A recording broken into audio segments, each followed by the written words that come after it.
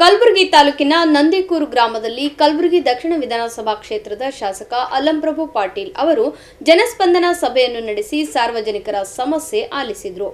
ನಂದಿಕೂರು ಗ್ರಾಮ ಪಂಚಾಯಿತಿಯಲ್ಲಿ ಗ್ರಾಮ ಪಂಚಾಯಿತಿ ವ್ಯಾಪ್ತಿಗೆ ಬರುವ ವಿವಿಧ ಗ್ರಾಮಗಳ ಜನರೊಂದಿಗೆ ಸಂವಾದ ನಡೆಸಿ ಜನರ ಸಮಸ್ಯೆಯನ್ನು ಆಲಿಸಿದ ಶಾಸಕರು ಕೆಲವರಿಗೆ ಸ್ಥಳದಲ್ಲಿಯೇ ಪರಿಹಾರ ನೀಡಿದರು.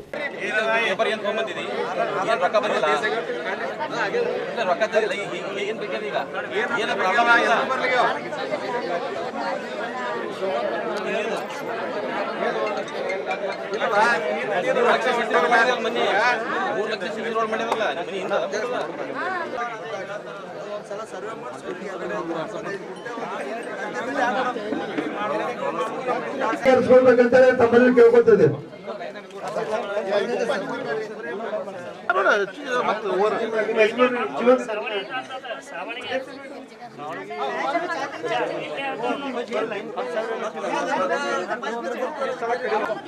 ಅರ್ಜಿಗಳಲ್ಲಿ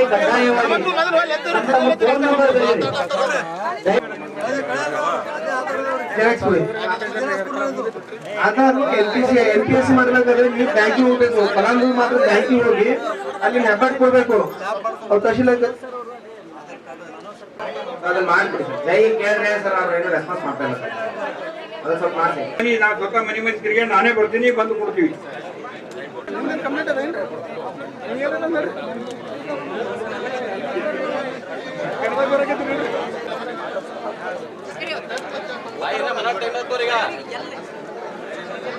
ಈ ವೇಳೆ ಮಾತನಾಡಿದ ಶಾಸಕ ಅಲ್ಲಂಪ್ರಭು ಪಾಟೀಲ್ ಅವರು, ಕಾಂಗ್ರೆಸ್ ಸರ್ಕಾರವು ಜನಪರವಾದ ಸರ್ಕಾರವಾಗಿದೆ. ನಮ್ಮ ಅವಧಿಯಲ್ಲಿ ಬಡವರು ಹಾಗೂ ಹಿಂದುಳಿದವರಿಗೆ ಸರ್ಕಾರದ ಸೌಲಭ್ಯಗಳನ್ನು ಒದಗಿಸುವುದೇ ನಮ್ಮ ಗುರಿಯಾಗಿದೆ ಎಂದರು.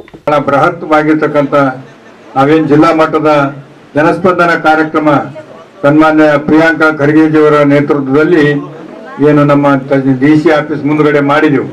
ಇದಾದ ನಂತರ ಮುಖ್ಯಮಂತ್ರಿಗಳು ಕೂಡ ಜನಸ್ಪಂದನ ಕಾರ್ಯಕ್ರಮಕ್ಕೆ ಬರ್ತಾರೆ. ನಾವು ಕೂಡ ಎಲ್ಲ ಪಂಚಾಯಿತಿಗಳಿಗೂ ಕೂಡ ಪಂಚಾಯಿತಿ ಆದ ನಂತರ ಎಲ್ಲ ಹಳ್ಳಿಗಳಿಗೂ ಕೂಡ ಹೋಗಿ ಭೇಟಿಯಾಗಿ ಜನಸ್ಪಂದನ ಕಾರ್ಯಕ್ರಮ ಸರ್ಕಾರ ಅವ್ರ ಮನೆ ಬಾಗಿಲು ಹೋಗಿ ಅವರ ಸಮಸ್ಯೆಗಳನ್ನು ಕೇಳಿ ಬಹಳಷ್ಟು ಮೊನ್ನೆ ನಾವು ಪಟ್ನಾದಲ್ಲಿ ಮಾಡಿದೆವು.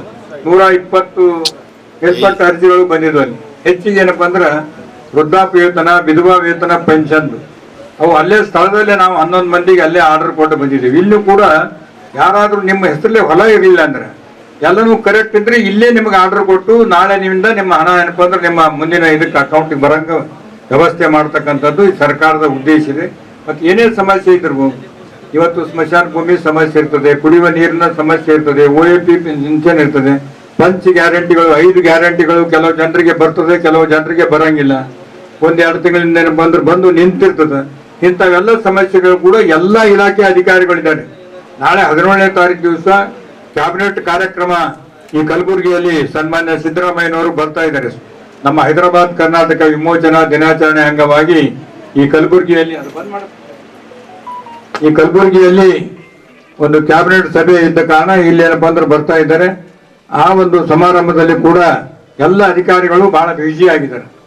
ಅದಕ್ಕಾಗಿ ನಾವು ಮೊದಲೇ ಪೂರ್ವ ನಿಗದಿತವಾಗಿ ಕಾರ್ಯಕ್ರಮ ಫಿಕ್ಸ್ ಮಾಡಿ ಸಲುವಾಗಿ, ಯಾಕಂದ್ರೆ ತಹಸೀಲ್ದಾರ್ನ ಹೋಗ್ಬೇಕು, ಕೌಲಿಗಿ ಮುಖ್ಯಮಂತ್ರಿಗಳು ಬರ್ತಾ ಇದ್ದಾರೆ, ಬೇರೆ ಬೇರೆ ವ್ಯವಸ್ಥೆಯನ್ನು ಕೂಡ ಮಾಡತಕ್ಕಂಥದ್ದು. ಆ ಕಾರ್ಯಕ್ರಮದಲ್ಲಿ ನಿಮ್ದು ಏನೇ ಸಮಸ್ಯೆ ಇದ್ರೂ ಕೂಡ ಇಲ್ಲಿ ಇರ್ತಕ್ಕಂಥ ಅಧಿಕಾರಿಗಳು ನಾವು ಅದನ್ನ ಪರಿಹಾರ ಮಾಡ್ತಕ್ಕಂಥ ರೀತಿಯಲ್ಲಿ ಆ ಒಂದು ಕ್ರಮವನ್ನು ಕೈಗೊಳ್ತೇವೆ. ಈ ಸಲ ಕೂಡ ಅತಿ ಹೆಚ್ಚಿನ ಮಳೆಯಿಂದ ಕೆಲವೊಂದು ಕಡೆ ಬೆಳೆ ಹಾನಿಯಾಗಿದೆ.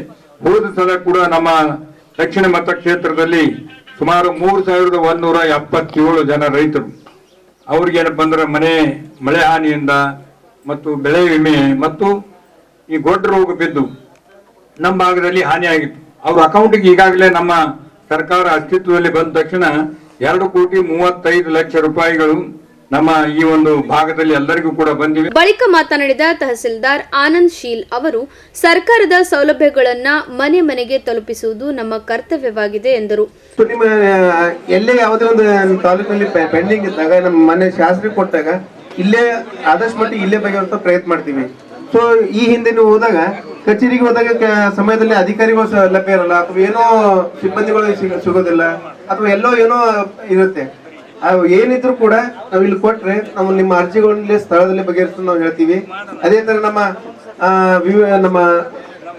ಕೃಷಿ ಇಲಾಖೆ ಇರ್ಬೋದು, ಅದಾದ್ಮೇಲೆ ತಾಲೂಕ್ ಪಂಚಾಯತ್ ಇರ್ಬೋದು, ಗ್ರಾಮ ಪಂಚಾಯತಿ ಇರ್ಬೋದು, ಅದಾದ್ಮೇಲೆ ನಮ್ಮ ಆಹಾರ ಇಲಾಖೆ ಸಂಬಂಧಪಟ್ಟದ್ದು ಇತ್ತೀಚೆಗೆ ಕಂಪ್ಲೇಂಟ್ ಬರ್ತದಿಲ್ಲ, ನಮ್ಮ ರೇಷನ್ ಕಾರ್ಡ್ ಡಿಲೀಟ್ ಆಗಿದೆ ಅಂತ ಹೇಳ್ತಾರೆ. ಆ ರೇಷನ್ ಕಾರ್ಡ್ ಯಾಕೆ ಡಿಲೀಟ್ ಆಗಿದೆ ಅಂದ್ರೆ ನಿಮ್ಮ ಕುಟುಂಬ ಆದಾಯ ಹೆಚ್ಚಿಗೆ ತೋರಿಸ್ತಾ ಇದೆ. ನಮ್ಮ ತಂತ್ರಾಂಶದಲ್ಲಿ 1,20,000 ಮೇಲ್ಪಟ್ಟಿದ್ದಲ್ಲಿ ಅದು ನಿಮ್ಮ ಕುಟುಂಬದ ಪಡಿತ ಚೀಟಿ ರದ್ದಾಗಿದೆ. ಸೊ ಅದಕ್ಕೆ ನೀವು ದಾಖಲೆ ಕೊಡಬೇಕು. ನಮ್ಮ ಫುಡ್ ಇನ್ಸ್ಪೆಕ್ಟರ್ ಆಗಲಿ, ನಮ್ಮ RIV ಅವರಿಂದ ದಾಖಲೆ ಕೊಟ್ಟಾಗ ಅದು ಮತ್ತೆ ಸ್ಟಾರ್ಟ್ ಮಾಡ್ತೀವಿ. ಈ ಸಂದರ್ಭದಲ್ಲಿ ನಂದಿಕೂರ್ ಗ್ರಾಮ ಪಂಚಾಯಿತಿಯ ಅಧ್ಯಕ್ಷರಾದ ಚಂದ್ರಕಾಂತ್ ಪೂಜಾರಿ ಸೇರಿದಂತೆ ಗ್ರಾಮದ ಮುಖಂಡರು ಹಾಗೂ ಸಾರ್ವಜನಿಕರು ಭಾಗವಹಿಸಿದ್ದರು.